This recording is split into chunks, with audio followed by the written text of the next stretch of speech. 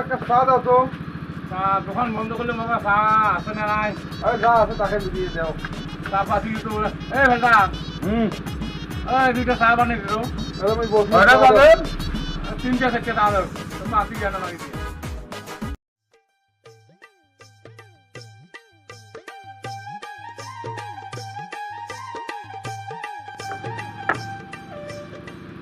চা দিছে রে।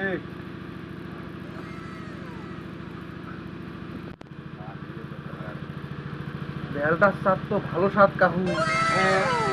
চা ভালো বানাই। আসলে তো চা স্বাদ হয়েছে খুব। লেগি তাহলে চা পাতি এখান কি এখানে না সুপেরি ওই বেলটা এই শুন তো। এখান কি ওটা কি এ সিগো এখান ভেলদার মুখে সুপেরি